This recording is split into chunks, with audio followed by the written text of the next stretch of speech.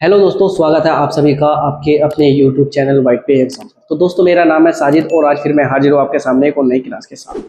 दोस्तों, पिछली क्लास में हमने अम्लों का वर्गीकरण तक पढ़ लिया था और जो हमने अम्लों के भौतिक गुण भी उसमें कवर कर लिए थे। दोस्तों, आज की जो हमारी क्लास होगी वो होगी अम्लों के रासायनिक गुण। मतलब जो अम्ल के रासायनिक गुण है, आज हमारी छोटी क्लास होगी। तो बस आज हम अम्लों के रासायनिक गुण पढ़ेंगे और रासायनिक गुण पढ़ने के बाद हम अपनी क्लास खत्म कर देंगे। तो दोस्तों, शुरू करते हैं आज की क्लास। अगर कोई चैनल पर नए हो तो चैनल को जरूर सब्सक्राइब करना, वीडियो को लाइक और शेयर करना। तो दोस्तों, शुरू करते हैं आज की अपनी क्लास। तो आप सब हेडिंग डाल लीजिए अम्लों के रासायनिक गुण, मतलब अम्लों के रासायनिक गुण। आप हेडिंग डालेंगे अम्लों के रासायनिक गुण। मैं हेडिंग डाल लूं,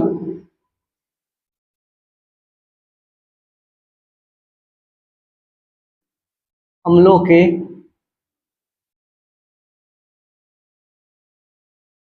रासायनिक गुण। मतलब क्या करेंगे, पढ़ेंगे हम पढ़ेंगे अम्लों के रासायनिक गुण। अम्ल किससे क्रिया करके क्या बनाते हैं, ये चीज हम पढ़ेंगे। तो दोस्तों, सबसे पहले जो हम करेंगे उसमें नंबर 1 करके आप हेडिंग डाल लेंगे। नंबर 1 करके आप हेडिंग डाल लेंगे कि अम्लों की धातुओं के साथ अक्रिया। नंबर 1 करके अम्लों की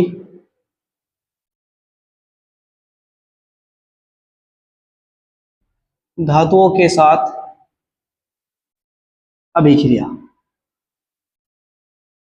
अभिक्रिया, अम्लों की धातुओं के साथ अभिक्रिया।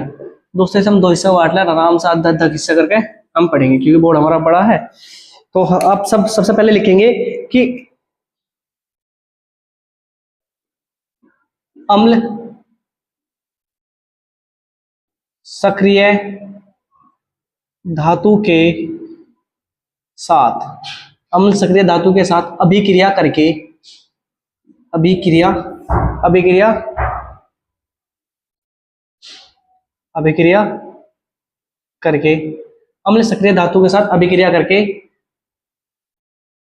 हाइड्रोजन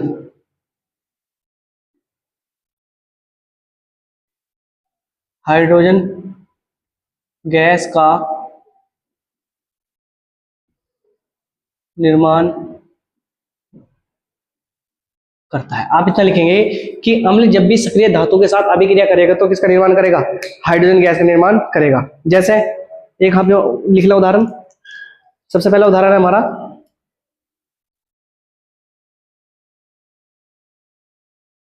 उदाहरण पूरा लिख लो। उदाहरण, अब उदाहरण में कैसे लिखेंगे?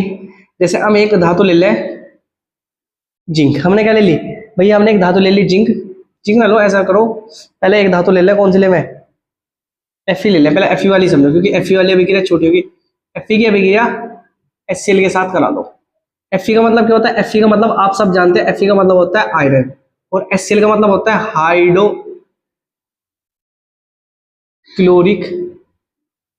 हाइड्रोक्लोरिक अम्ल।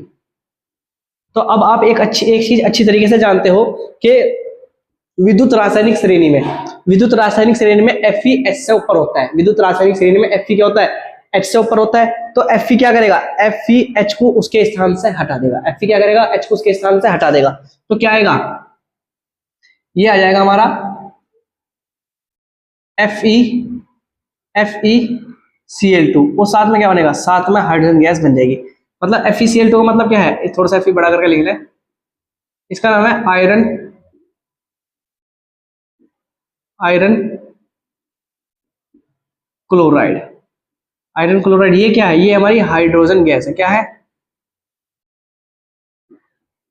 Hydrogen gas. तो भैया मैं उम्मीद करता हूं कि तुम्हारी समझ में आया होगा। कैसे? देखो, Fe है, Fe की अभिक्रिया HCl से कराई। भाई Fe क्या है? Fe एक धातु है। HCl क्या है? HCl है हाइड्रोक्लोरिक अम्ल, जिसे बोलते हैं अम्ल। मतलब हमने क्या कही? अम्लों की धातु के साथ अभिक्रिया। तो Fe क्या हमारी एक धातु है, ये अम्ल है। तो ध्यान रखना H क्या होता है? H Fe से नीचे आता है विद्युत रासायनिक श्रेणी में। तो क्या करेगा? H क्या करेगा? Fe को देखते अपने स्थान से हट जाएगा और ये इसके स्थान पर आकर बैठ जाएगा। क्या बनेगा? FeCl2 और H2 गैस बन जाएगी। अब दोस्तों ध्यान रखना, अब इसे बस बैलेंस कर ले। यहाँ हमारा H कितने? यहाँ 2 है। यहाँ H कितने? 2 है। यहाँ Fe 1 है, यहाँ भी Fe 1 है। यहाँ Cl कितने? यहाँ Cl 1 है, Cl कितने हैं? 2। तो Cl को बैलेंस करने के लिए क्या करेंगे हम? Cl को बैलेंस करने के लिए मैं यहाँ 2 लगा दूंगा। क्या लगा दूं भैया? मैं Cl को बैलेंस करने के लिए मैं यहाँ कितने लगा दूंगा? मैं यहाँ लगा दूंगा 2। मतलब Fe भी, Fe यहाँ कितने हो गए, Fe एक है, Fe एक है, हाइड्रोजन दो, Cl2 मतलब अभिक्रिया क्या होगी, बैलेंस। तो भैया मैं उम्मीद कर रहा हूँ कि तुम्हारी समझ में आएगी। एक उदाहरण और लिख लें हम लिख लें दूसरा उदाहरण।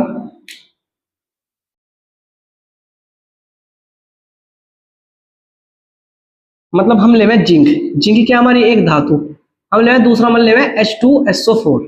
हमने एक लिया अम्ल, मतलब एक लिया धातु, एक लिया क्या अम्ल। इसकी जब हम अभिक्रिया करेंगे तो क्या होगा भैया, फिर ये क्या करेगा, ये इसके स्थान से हटा देगा और क्या बनेगा, ZnSO4 बन जाएगा और प्लस की हाइड्रोजन गैस अलग हो जाएगी, हाइड्रोजन गैस अलग हो जाएगी। इसका मतलब क्या है, इसका मतलब है जिंक, क्या है, जिंक। इसका मतलब क्या है, इसका मतलब है सल्फ्यूरिक अम्ल, सल्फ्यूरिक अम्ल। क्या नाम है भैया इसका, इसका नाम है सल्फ्यूरिक अम्ल। और आप इसका नाम जानते हैं, देखो Zn का मतलब है जिंक, Zn का मतलब क्या है, जिंक, और SO4 का मतलब क्या है, सल्फेट, मतलब क्या बना, जिंक सल्फेट। ये क्या है, ये हाइड्रोजन है, क्या है ये, हाइड्रोजन। क्योंकि भैया इसका भी दूसरा नाम होगा, इसका नाम या करके हम दूसरा नाम लिख सकते हैं, मैंने तुम्हें पहले भी लिखवा रखा है। इसका H का मतलब क्या, हाइड्रोजन, और SO4 का मतलब क्या है, SO4 का मतलब है सल्फेट, मतलब हाइड्रोजन सल्फेट। ये जिंक सल्फेट, हाइड्रोजन सल्फेट। अभिक्रिया कैसे हुई, मैंने अभिक्रिया भी आपको पढ़ा रखी, विस्थापन अभिक्रिया का उदाहरण है भाई, जिंक है हाइड्रोजन है, तो जिंक क्या है, जिंक हाइड्रोजन से ऊपर आता है। विद्युत रासायनिक श्रेणी में जिंक क्या आता है, हाइड्रोजन से ऊपर आता है, तो क्या करेगा, हाइड्रोजन को उसके स्थान से हटा देगा और उसके स्थान पर बैठ जाएगा और क्या बना देगा, जिंक सल्फेट, और हाइड्रोजन गैस अलग हो जाएगी। तो भैया मैं उम्मीद कर रहा हूँ कि तुम्हारी समझ में आ गया होगा। तो ये कौन सी अभिक्रिया थी, ये थी अम्लों की धातु के साथ अभिक्रिया। तो ध्यान रखना, जब भी अम्ल धातु के साथ अभिक्रिया करता है तो हाइड्रोजन गैस का निर्माण करता है। ये पूछा जाता है कि जब भी अम्ल धातु के साथ अभिक्रिया करेगा किस चीज का निर्माण करेगा, जब भी अम्ल धातु के साथ अभिक्रिया करेगा हाइड्रोजन गैस का निर्माण होगा। तो भैया साथ के साथ याद कर लो कि अम्लों की धातु के साथ अभिक्रिया, जब भी अम्ल धातु के साथ अभिक्रिया करता है क्या बनाता है, जब भी अम्ल धातु के साथ अभिक्रिया करता है हाइड्रोजन गैस बनाता है। इस अभिक्रिया को बैलेंस करके देख लो, यहाँ जिंक कितना है, जिंक एक है, यहाँ भी जिंक एक है, S एक है, S एक है, ऑक्सीजन 4 है, ऑक्सीजन 4 है, और H2 यहाँ 2 है, H2 यहाँ। भैया बिल्कुल बैलेंस अभिक्रिया, कोई भी दिक्कत नहीं है। अब नंबर 2 अभिक्रिया डाल लेंगे। भैया मैं उम्मीद कर रहा हूँ कि आपके समझ में आ गई होगी। नंबर 2 करके लिखेंगे,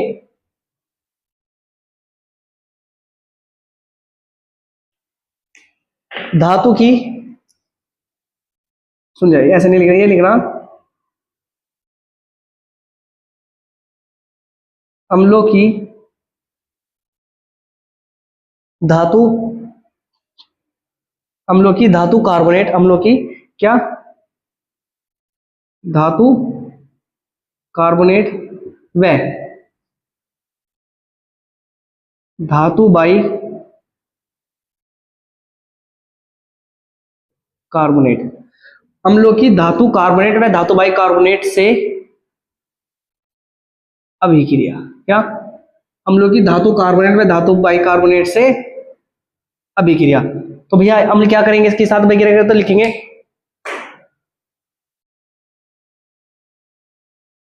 अम्ल, अम्ल धातु कार्बोनेट व, अम्ल धातु कार्बोनेट व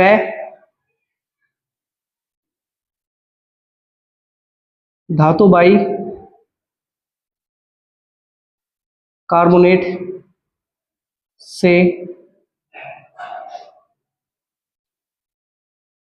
अभिक्रिया करके, मतलब अम्ल धातु कार्बोनेट व धातु बाई कार्बोनेट से अभिक्रिया करके क्या बनाता है, तो भैया ध्यान रखना वो बनाता है जल करके, जल लवण व, जल लवण व क्या बनाता है भैया, जल लवण व carbon di, carbon dioxide, carbon dioxide का निर्माण करता है, कार्बन डाइऑक्साइड का निर्माण करता है। तो भैया देखेंगे कि अम्ल की धातु कार्बोनेट व धातु बाई कार्बोनेट से अभिक्रिया, मतलब कैसे, देखो जो धातु कार्बोनेट होता है, मतलब जैसे एनिलियम ने धातु CO3 लगा दिया उसके पीछे तो कार्बोनेट, मतलब धातु कार्बोनेट, धातु बाई कार्बोनेट मतलब Na क्या हो गया धातु, और H लगा दिया तो बाई, और SO यानी CO3 लगा दिया तो कार्बोनेट। मतलब हम समझेंगे कि धातु बाई कार्बोनेट क्या होता है, आप इसे इतना लिखिए, इतना ऐसे तक लिखिए।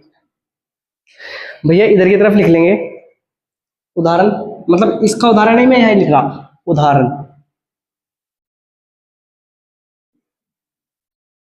उदाहरण उदाहरण कैसे लिखेंगे? हम ले अम्ल, क्या ले पहले ले अम्ल। अम्ल क्या ले लूं मैं? HCl ले लूं। अब HCl की अभिक्रिया किसके साथ करानी? धातु कार्बोनेट। धातु कार्बोनेट का मतलब है Na2CO3। Na2CO3 धातु कार्बोनेट कैसे बना भैया? अम्ल है मतलब Na है, Na का मतलब क्या है? Na का मतलब धातु है, और कार्बोनेट का मतलब CO3 का मतलब क्या है? कार्बोनेट। मतलब धातु कार्बोनेट की अभिक्रिया किसके साथ कराई हमने? अम्ल के साथ कराई। तो ध्यान रखना क्या बनेगा हमारा इसमें, ये कि हमारा इससे एक तो लवण मतलब NaCl, साथ में क्या बनेगा? साथ में बनेगा जल मतलब H2O, और साथ में क्या बनेगा? साथ में CO2 बन जाएगा। मतलब ऐसे लिख सकते हैं कि जब भी हम अम्ल की अभिक्रिया किससे कराते हैं? धातु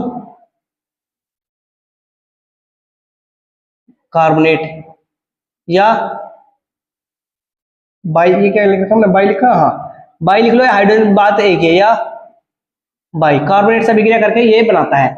साथ में क्या बनेगा? साथ में बनेगा हमारा लवण। साथ में क्या बनेगा भैया? साथ में बनेगा लवण।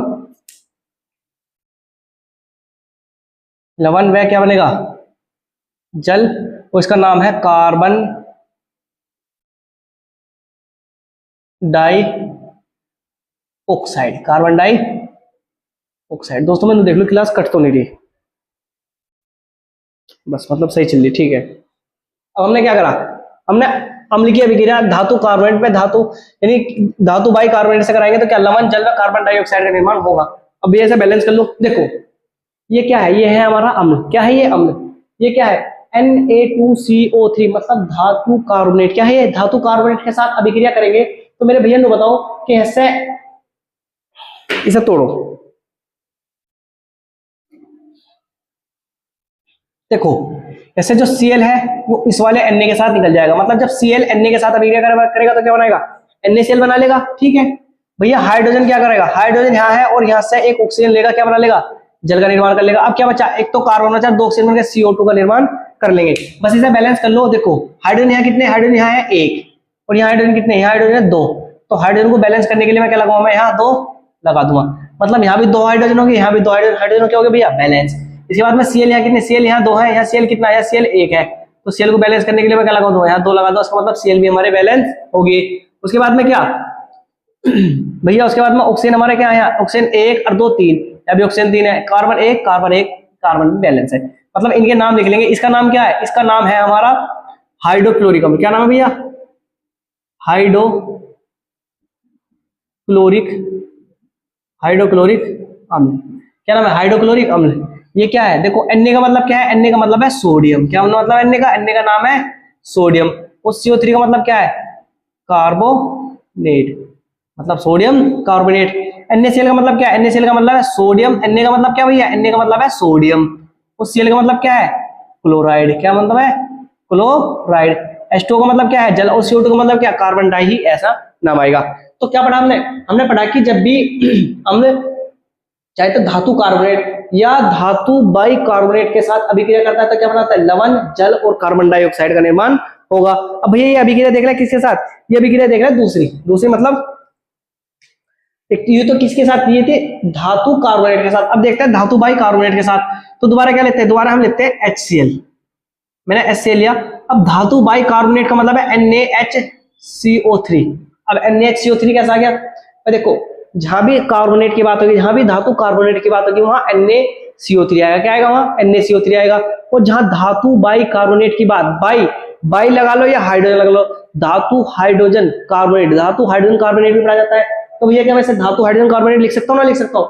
धातु हाइड्रोजन कार्बोनेट होगा तो भैया किसका निर्माण होगा हमारा? फिर हमारा साथ में लवण का निर्माण। लवण का मतलब है इससे Na निकलेगा और इससे Cl क्या बनेगा? NaCl। साथ में क्या? इससे क्या बनेगा? H, एक H हुआ, एक H हुआ तो कितने H बनेंगे? दो H बना के H2 बना देगा। और साथ में क्या भैया? CO2 बन जाएगी, कार्बन डाइऑक्साइड बन जाएगी। इसका नाम लिख लेंगे। इसका नाम जो ऊपर लिख रहा है हाइड्रोक्लोरिक अम्ल, ऐसी कैसी? इसका नाम है, देखो Na का मतलब क्या है? Na का मतलब है सोडियम। अब जहां भी H लगा, H का मतलब है बाई, सोडियम बाई, और CO3 का मतलब क्या है? कार्बोनेट। NaCl का मतलब जो ऊपर है, ये भी ऊपर है और ये भी ऊपर है। भैया बस इसे बैलेंस कर लो। यहाँ H के कितने अणु? एक और एक, दो H के अणु है तो दो हाइड्रोजन के अणु ये रहे। यहाँ Cl के अणु कितने, Cl के अणु एक, यहाँ Cl का भी अणु एक है भैया, यहाँ Na का अणु एक है, यहाँ Na का भी अणु एक है, यहाँ कार्बन भी एक है, यहाँ कार्बन एक है, यहाँ ऑक्सीजन 3 है, यहाँ 1 और 2 3 है। तो भैया मैं उम्मीद कर रहा हूँ कि तुम्हारी समझ में आ गया होगा। मतलब जब भी अम्ल धातु से, चाहे तो धातु से अभिक्रिया, धातु कार्बोनेट से अभिक्रिया या धातु बाइकार्बोनेट से अभिक्रिया करें, हमेशा लवण, जल और क्या CO2 का निर्माण होगा।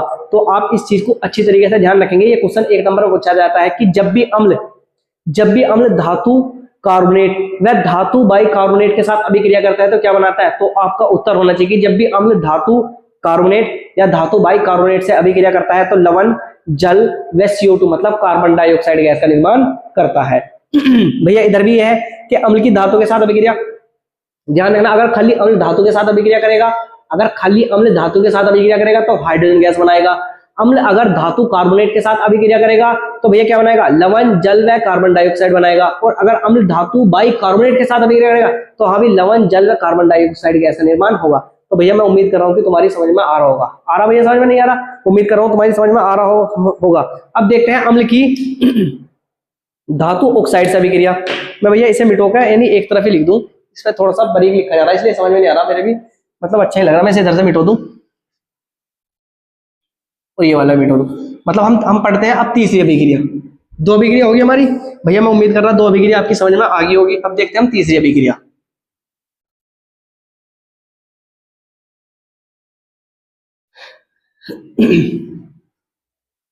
तीसरी अभिक्रिया है कि अम्लों की धातु ऑक्साइड से अभिक्रिया। तो आप हेडिंग डाल लेंगे नंबर 3, अम्लों की धातु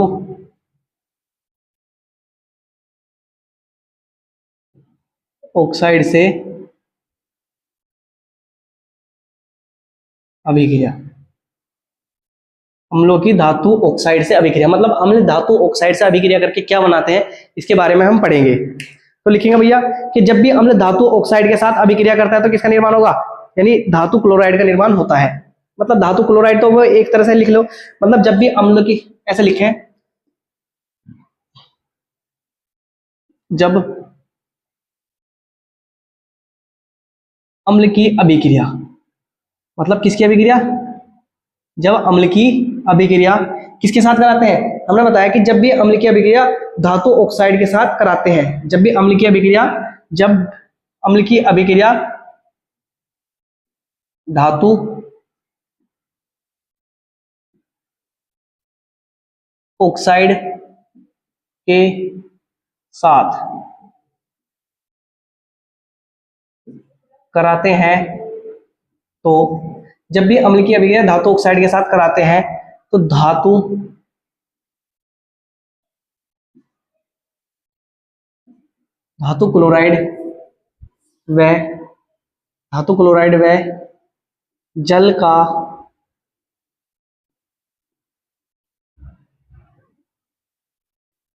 निर्माण होता है। मतलब जब भी अम्ल की अभिक्रिया धातु ऑक्साइड के साथ कराते हैं तो धातु क्लोराइड में किसका निर्माण होता है, वह जल का निर्माण होता है। कैसे होगा भैया, लिख लो उदाहरण के लिए।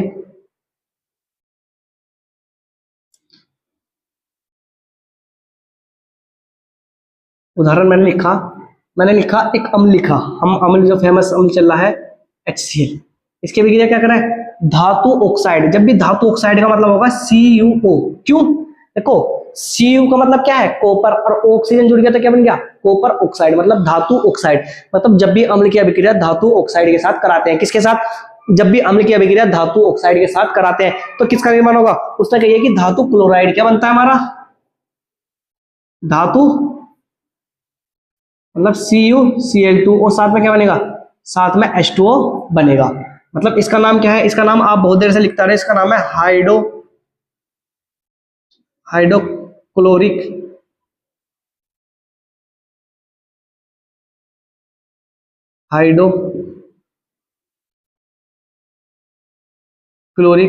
अम्ल। HCl का मतलब है हाइड्रोक्लोरिक अम्ल। Cu का मतलब क्या है, Cu का मतलब है कॉपर, और O का मतलब क्या है, ऑक्साइड, कॉपर ऑक्साइड। ये क्या है, Cu का मतलब क्या है, Cu का मतलब है कॉपर, और Cl2 का मतलब क्या है, क्लोराइड। क्या मतलब है, क्लोराइड। ये क्या है, ये हमारा जल। अब भैया क्या करेंगे, हम अभिक्रिया को बस बैलेंस कर लेंगे। ये तो हमें पता चल गई कि जब भी अम्ल की अभिक्रिया कॉपर मतलब धातु ऑक्साइड के साथ कराते हैं, ये क्या है, ये क्या है, ये हमारा धातु ऑक्साइड है। क्या भैया, हमारे धातु ऑक्साइड है। जब भी हम अम्ल की अभिक्रिया धातु ऑक्साइड के साथ कराते हैं तो धातु क्लोराइड, मतलब धातु का मतलब कॉपर तो धातु हो गया, और Cl का मतलब क्या हो गया, क्लोराइड, मतलब धातु क्लोराइड, और साथ में क्या बना, जल बना।